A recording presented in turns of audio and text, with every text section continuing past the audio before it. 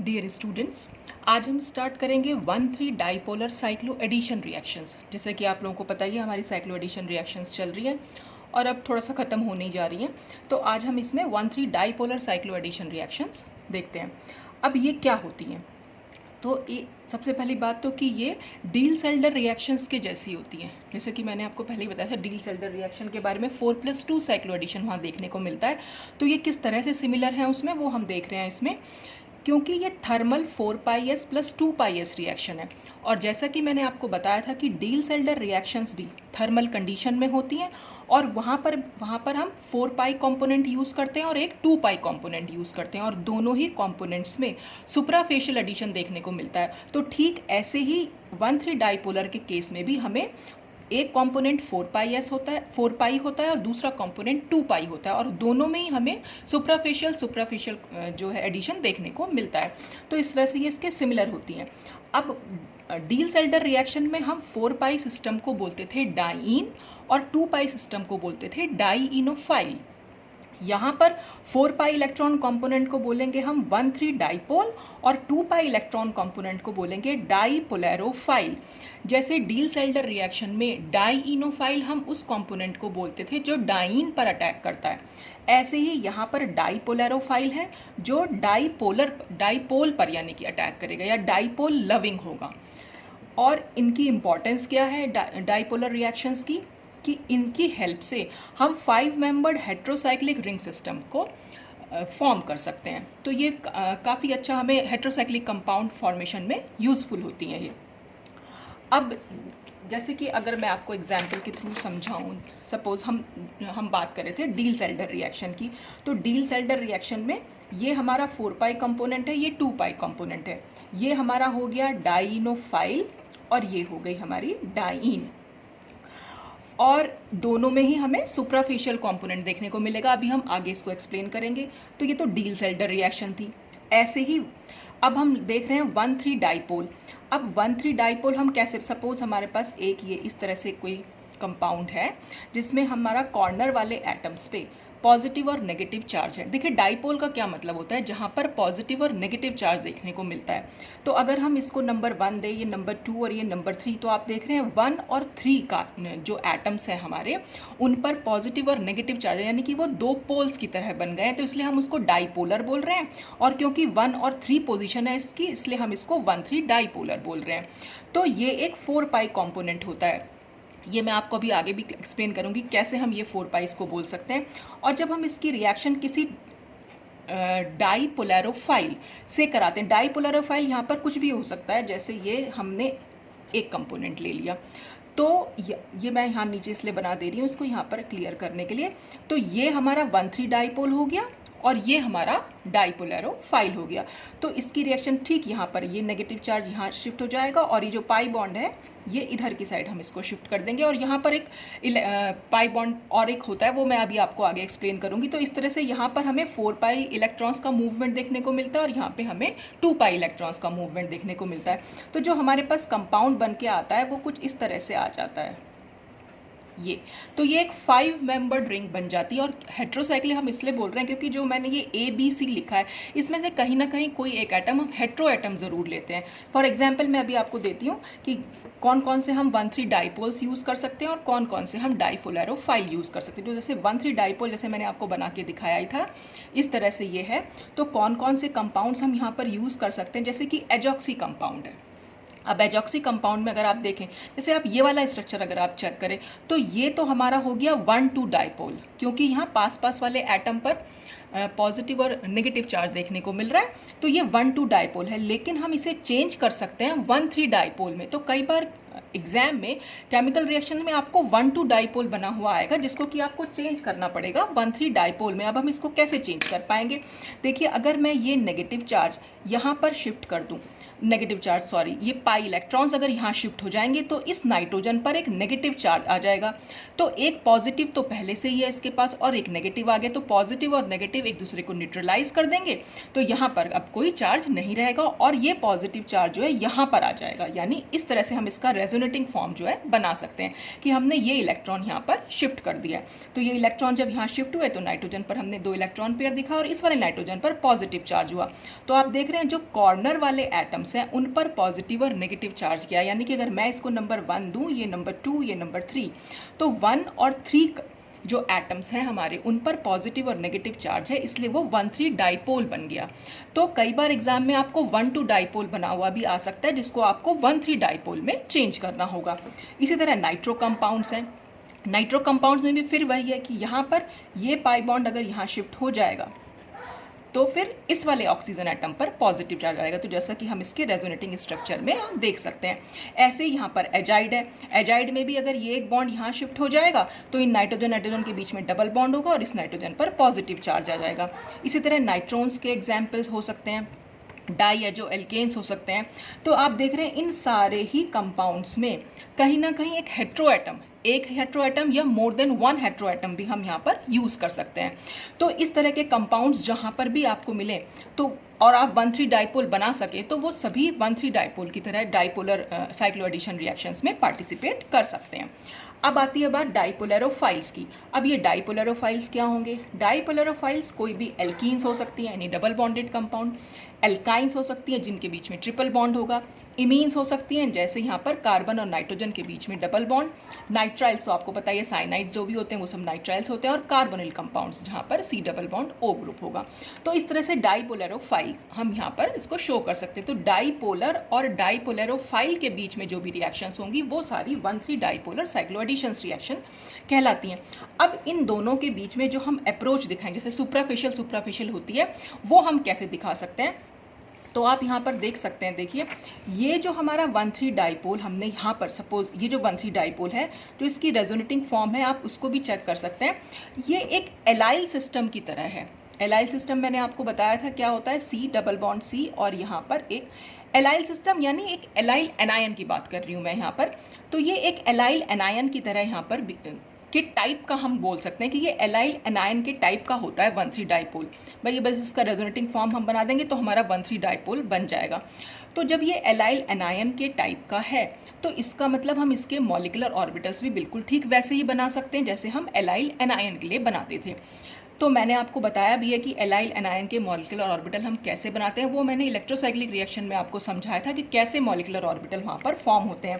कि वहाँ पर भी हम जो भी मैंने आपको बोला था ना कि 3 अगर हम यहाँ पर कार्बन एटम्स ले रहे हैं तो यानी कि जो मॉलिक्यूलर ऑर्बिटल बन के आएगा वो इन 3 कार्बन एटम के जो पी एटॉमिक ऑर्बिटल हैं वो आपस में कंबाइन करेंगे, और क्योंकि 3 पी ऑर्बिटल्स आपस में कंबाइन कर रहे हैं इसलिए हमारे पास 3 ही मॉलिक्यूलर ऑर्बिटल फॉर्म होके आएंगे जिनको कि हम इस तरह से यहाँ पर शो कर सकते हैं। ये मैंने पहले से बनाया हुआ है।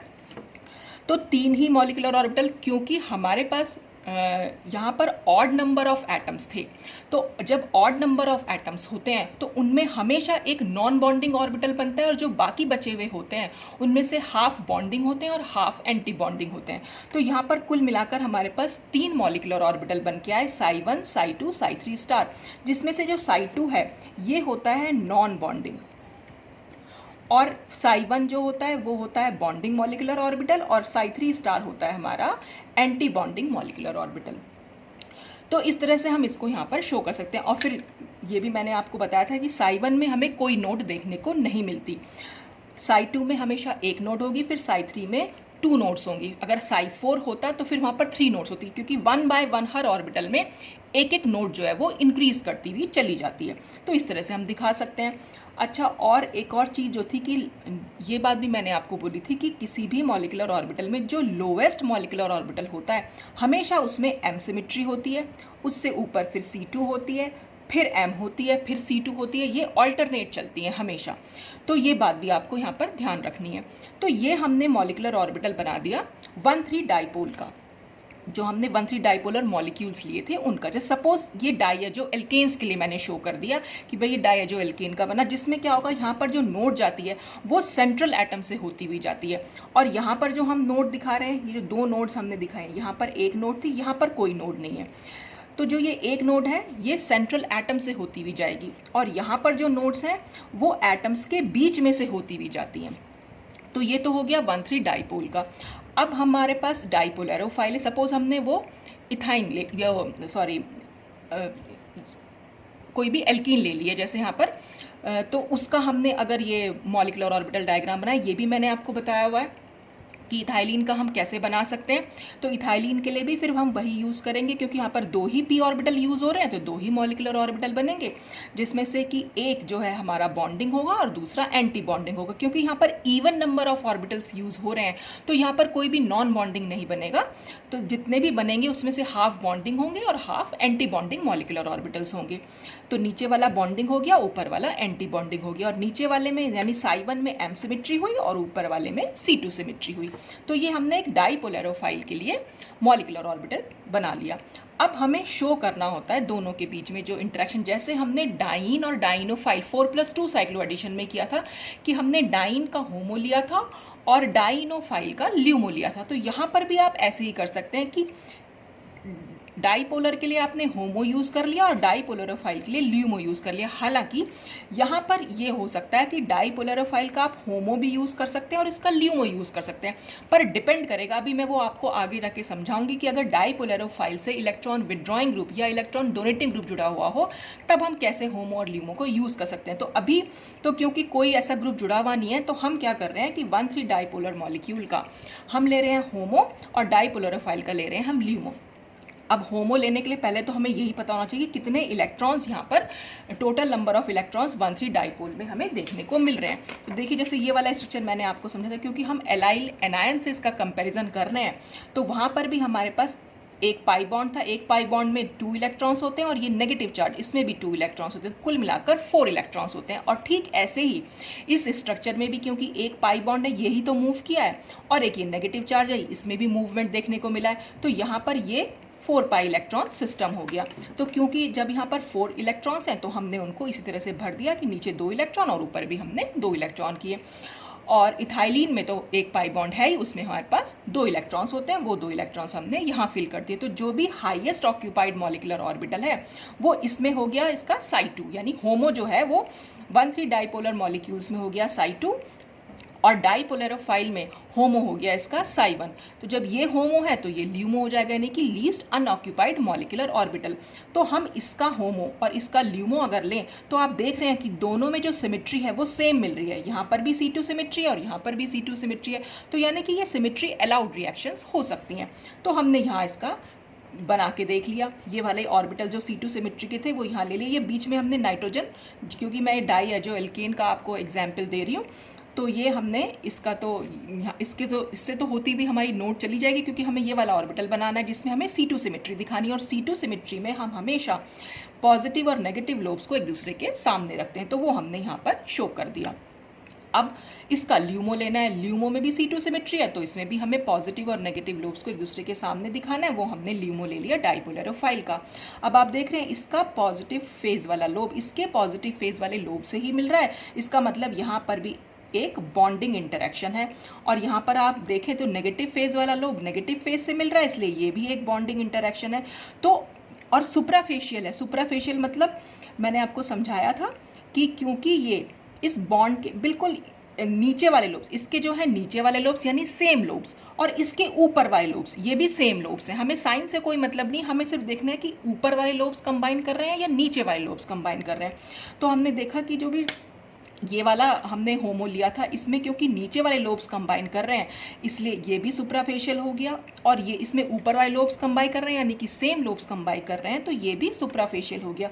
तो इस तरह से हम ये कह सकते हैं कि ये 4πs 2πs यानी कि दोनों में ही हमें सुप्राफेशियल एडिशन देखने को मिल रहा है, तो इसलिए ये एक 4πs + 2πs सिस्टम भी हम इसको कह सकते हैं। तो जब ये दोनों के बीच में इंटरेक्शन हुआ, ये इथाइलिन बनाया था और ये हमने डाइएजोएल्केन बनाया था, तो इस तरह से हम उस बॉन्डिंग को दिखा सकते हैं। तो ये एक 5 मेंबर्ड रिंग जो हेटेरोसाइक्लिक कंपाउंड है वो हमारे पास बन के आ जाते हैं। तो यहाँ पर तो आप किसी का भी होमो और किसी का भी ल्यूमो ले सकते हैं, चाहे आप इसका होमो इसका ल्यूमो ले लें और चाहे आप इसका होमो और इसका ल्यूमो ले लें। अगर आप इसका होमो और इसका ल्यूमो लेंगे तब भी आपको सिमेट्री अलाउड रिएक्शन देखने को मिलेगी, क्योंकि यहाँ पर भी एम सिमेट्री है और यहाँ पर भी एम सिमेट्री है। अब सिर्फ समझना इतना है कि किसका होमो और किसका ल्यूमो हम क्यों और कब लेते हैं।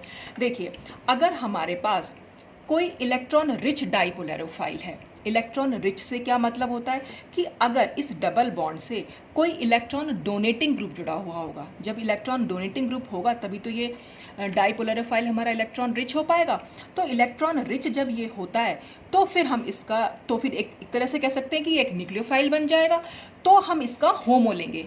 जिसके पास भी इलेक्ट्रॉन ज़्यादा होंगे हम हमेशा उसका होमो लेते हैं, क्योंकि वही इलेक्ट्रॉन देता है।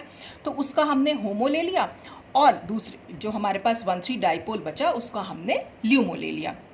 अच्छा, अगर हमारे पास इलेक्ट्रॉन पुअर डाइपोलरोफाइल हुआ, यानी कि अगर हमारे डबल बॉन्ड से कोई भी इलेक्ट्रॉन विड्रॉइंग ग्रुप अटैच्ड होगा, इलेक्ट्रॉन विड्रॉइंग ग्रुप क्या करेगा, इस डबल बॉन्ड से इलेक्ट्रॉन को अपनी तरफ खींचेगा, तो ये इसको इलेक्ट्रॉन पुअर बना देगा। तो जब ये इलेक्ट्रॉन पुअर बन जाएगा तब जब भी कभी इलेक्ट्रॉन पुअर होगा तो हम इसका फिर ल्यूमो लेंगे, और जो डाइपोल था उसका हम होमो लेंगे। अब हम ऐसा क्यों कर रहे हैं, देखिए इसको मैंने आपको एक बार जब पहले डील सेल्टर रिएक्शन समझाई थी तब भी आपको समझाया था कि होमो ल्यूमो हम किस किस का कब कब किस कंडीशन में लेते हैं। सपोज कि अगर हमारे पास ये हमने ले लिया डाइपोलर मॉलिक्यूल, डाइपोलर का सपोज हमारे पास ये एक होमो है और हमने यहाँ इसका ल्यूमो बना लिया। सपोज ये हमने होमो लिया और ये हमारा ल्यूमो हो गया। अब हम एक यहाँ पर डाइपोलरोफाइल ले रहे हैं, तो डाइपोलरोफाइल सपोज ये हो गया हमारा डाइपोलरोफाइल। अब डाइपोलरोफाइल का सपोज हमने ये होमो ले लिया और यहाँ पर हम इसका ये ल्यूमो ले रहे हैं सपोज, तो ये होमो हो गया और ये ल्यूमो। तो हमें क्या देखना होता है कि होमो ल्यूमो गैप जितना कम होगा रिएक्शन उतनी फास्ट होगी। तो इस केस में जब हमारे पास ये सिमेट्रिकल है, इससे कोई भी इलेक्ट्रॉन विड्रॉइंग ग्रुप या इलेक्ट्रॉन डोनेटिंग ग्रुप नहीं जुड़ा हुआ है या कोई सब्स्टिट्यूएंट नहीं जुड़ा हुआ है, तो आप देख सकते हैं कि ये होमो और ल्यूमो गैप या ये होमो ल्यूमो गैप लगभग एक जैसा है। तो आप किसी का भी होमो और किसी का भी ल्यूमो ले सकते हैं। लेकिन जैसे ही हम इस डाइपोलरोफाइल से, मैं थोड़ा सा नीचे बना देती हूँ, अगर हम डाइपोलरोफाइल से कोई इलेक्ट्रॉन डोनेटिंग ग्रुप जोड़ देते हैं तो इलेक्ट्रॉन डोनेटिंग ग्रुप जुड़ते साथ ही होमो की एनर्जी जो है वो काफ़ी ज़्यादा हो जाती है, होमो की भी और ल्यूमो की भी। ये सब कुछ मैंने डिटेल में आपको समझाया था जब मैंने डील सेल्टर रिएक्शन समझाई थी, आप चाहे तो वहाँ जाकर देख सकते हैं, मैं डिस्क्रिप्शन बॉक्स में उसका लिंक डाल दूंगी। तो अब क्योंकि होमो की एनर्जी बढ़ गई है तो इसका होमो, इस जो हमारा नॉर्मल होमो हमने डाइपोलरोफाइल में लिया था इससे तो ज़्यादा हो जाएगी, तो यहाँ हम इसका होमो लिख देंगे। अच्छा, और इसके ल्यूमो की भी एनर्जी बढ़ जाएगी, तो जो ये ल्यूमो हमने पहले यहाँ बनाया था अब की बार हमारा ये ल्यूमो यहाँ हो जाएगा। और इसके होमो ल्यूमो में हम कोई चेंज नहीं कर रहे हैं, तो इसकी एनर्जी जहाँ थी हमने वहीं रखी और इसकी एनर्जी जहाँ थी हमने वहीं रखी। ये हमारा एक केस हो गया। ठीक है, ये हमारे जो होमो ल्यूमो हैं ये हमारे हैं डाइपोलर मॉलिक्यूल के। ठीक, अब आप देखिए यहाँ पर होमो और इसका ल्यूमो गैप कितना ज़्यादा है और इसका होमो और इसका ल्यूमो ले रहे हैं तो कितना कम है। तो इसका मतलब जब भी हम इलेक्ट्रॉन डोनेटिंग ग्रुप ऐड करेंगे डाइपोलरोफाइल से तो हम हमेशा डाइपोलरोफाइल का होमो लेंगे और डाइपोलर मॉलिक्यूल का ल्यूमो लेंगे, क्योंकि यहाँ पर जो एनर्जी गैप है वो काफ़ी कम हो गया और जितना कम एनर्जी गैप होता है उतनी रिएक्शन फास्ट होती है। और आप चाहे तो यहाँ से भी कंपैरिजन कर सकते हैं, जो ये होमो ल्यूमो गैप है ये वाला गैप इन दोनों से काफ़ी कम है। अब बात आती है जब हम इलेक्ट्रॉन डोनेटिंग की जगह अगर हम इलेक्ट्रॉन विड्रॉइंग ग्रुप जोड़ दें, तो अगर इलेक्ट्रॉन विड्रॉइंग ग्रुप जोड़ देंगे यहाँ पर तो क्या हो जाएगा कि जो होमो ल्यूमो यहाँ पर हमने दिखाए थे कि एनर्जी उनकी बढ़ गई है, तो अब एनर्जी क्या हो जाएगी, कम हो जाएगी। इलेक्ट्रॉन डोनेटिंग ग्रुप जोड़ते साथ ही होमो ल्यूमो की एनर्जी बढ़ जाती है और इलेक्ट्रॉन विड्रॉइंग ग्रुप जोड़ते साथ ही होमो ल्यूमो की एनर्जी जो है वो कम हो जाती है। तो जब ये होमो ल्यूमो की एनर्जी यहाँ पर कम हो जाएगी तो ये जो पहले हमने बनाया था नॉर्मल होमो, तो इससे हमारी जो है अब नीचे चला जाएगा और ऐसे ही जो हमने पहले ल्यूमो बनाया था उससे भी हमारा यहाँ पर कम हो जाएगा, तो एनर्जी जो है कम हो जाएगी। तो अब की बार जो नया होमो ल्यूमो बनेगा वो कुछ इस तरह से बनेगा इलेक्ट्रॉन विड्रॉइंग ग्रुप का।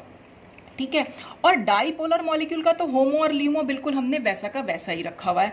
तो अगर अब मैं इसको दोबारा से यहाँ बना दे रही हूँ कि ये हमारा होमो और ये ल्यूमो हमने पहले से ही रखा हुआ है जो डाइपोलरोफाइल का था, ये होमो हो गया और ये ल्यूमो हो गया। तो अब आप देख रहे हैं ये होमो ल्यूमो गैप कितना कम हो गया है और ये वाला होमो ल्यूमो गैप बहुत बढ़ गया, यानी अब हम इसका होमो नहीं ले सकते हैं।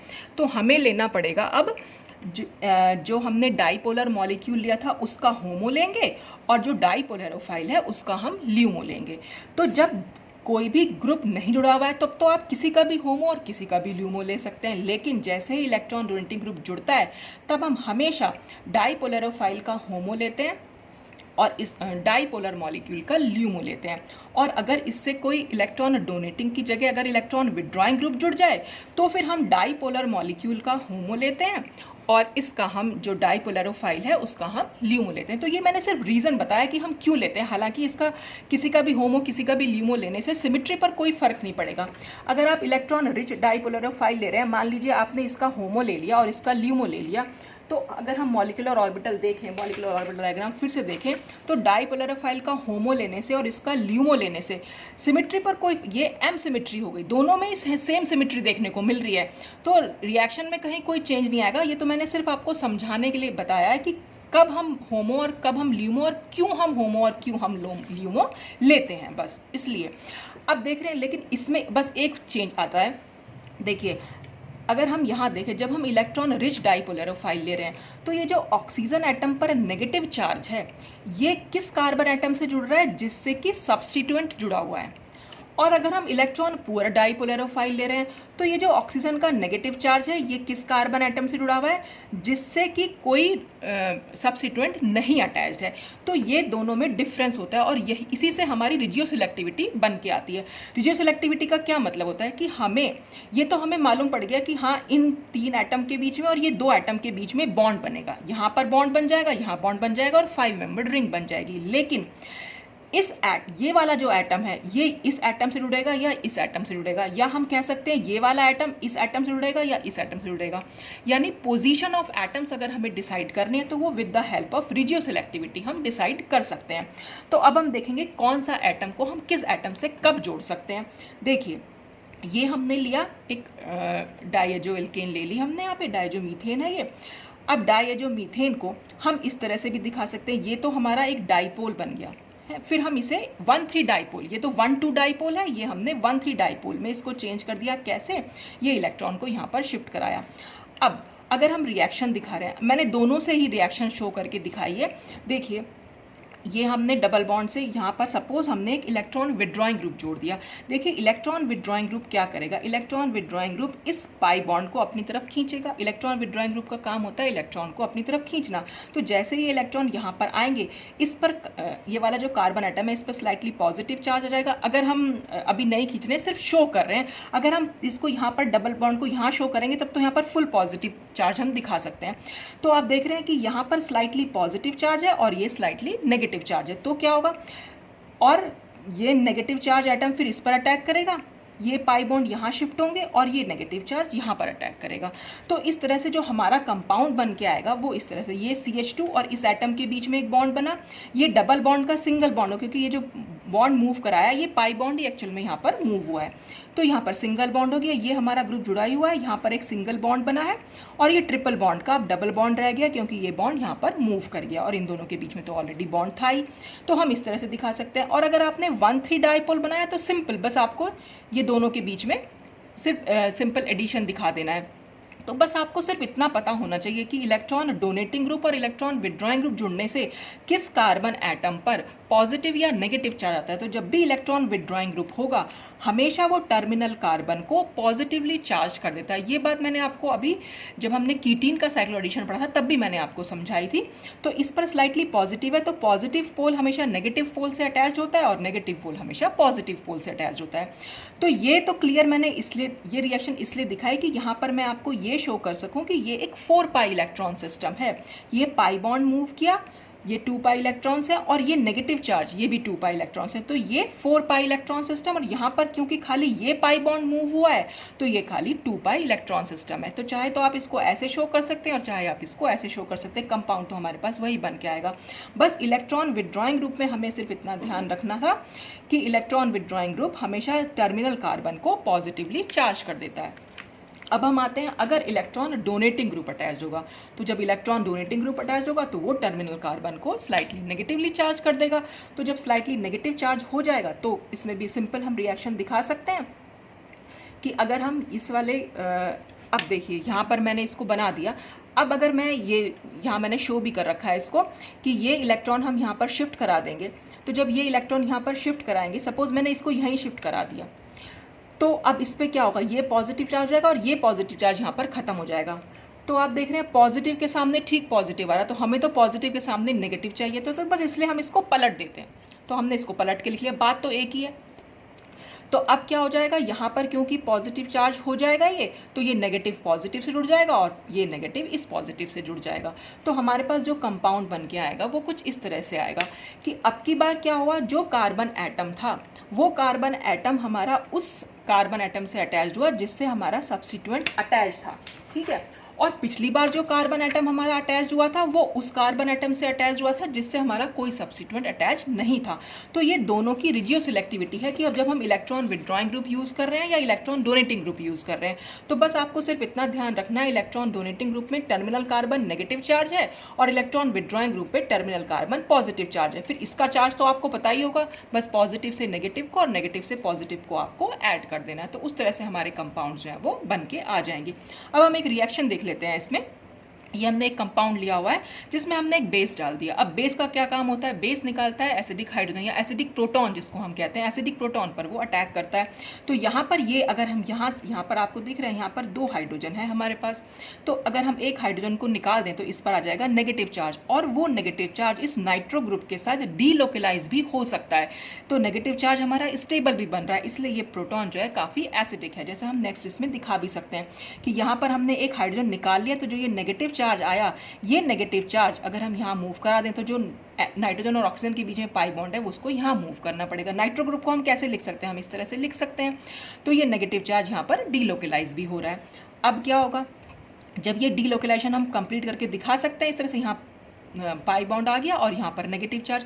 अब इस बेस ने जो H लिया था वो इस तरह से बन जाएगा फिर कि नाइट्रोजन पर आ जाएगा पॉजिटिव चार्ज। अब क्योंकि नाइट्रोजन पर पॉजिटिव चार्ज है तो बेस अपना पॉजिटिव चार्ज को हटाना भी चाहेगा, इसलिए अब ये अच्छा एक H+ डोनर भी बन जाता है यहाँ पर। तो ये आराम से ये नेगेटिव चार्ज या ये H+ जो है वो आराम से इस ऑक्सीजन के पास जा सकते हैं, किसी भी ऑक्सीजन से आप जोड़ सकते हैं। तो ये जो अब बेस जो हमारा बना था, जिसने हाइड्रोजन ले लिया यानी प्रोटॉन जिसने ले लिया था, वो प्रोटॉन डोनर बन सकता है। तो ये इसको प्रोटॉन दे देगा, तो प्रोटॉन दिया तो यहाँ पर ये H जुड़ गया इसके पास। अब इस स्टेप में, नेक्स्ट स्टेप में हम इसका डिहाइड्रेशन करा देंगे, क्योंकि यहाँ पर एक H तो है ही हमारे पास और ये OH, तो ये H निकल जाएगा और ये OH निकल जाएगा।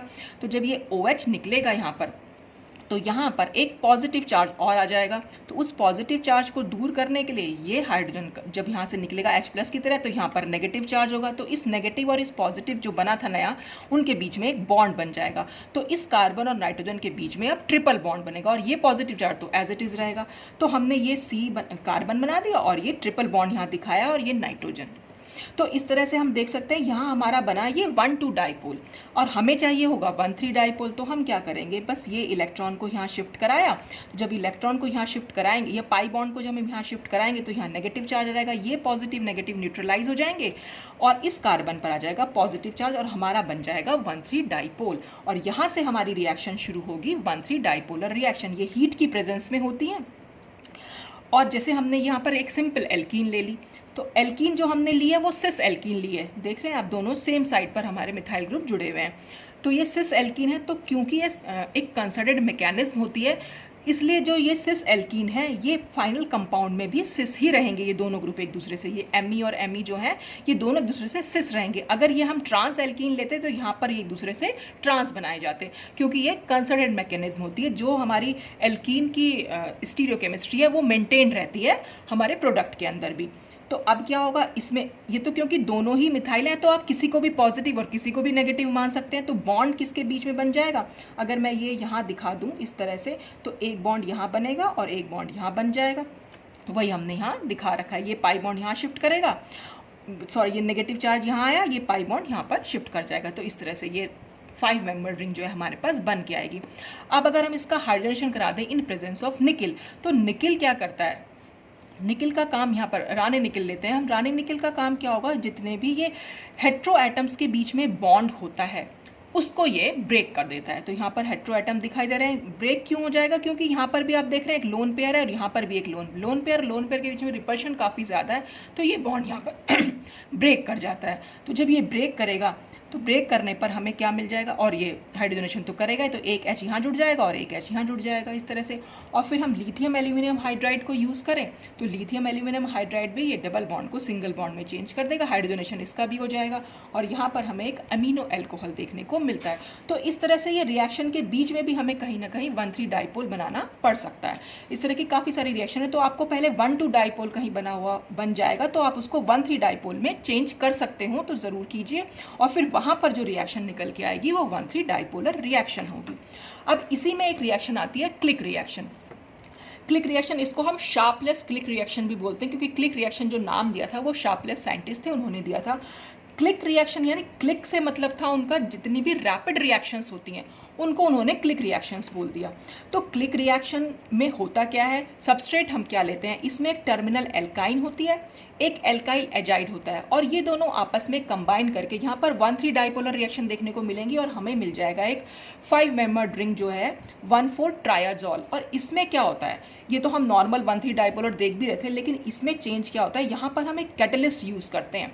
कैटलिस्ट कॉपर यूज़ करते हैं और उसकी ऑक्सीडेशन स्टेट 1 होगी +1 में।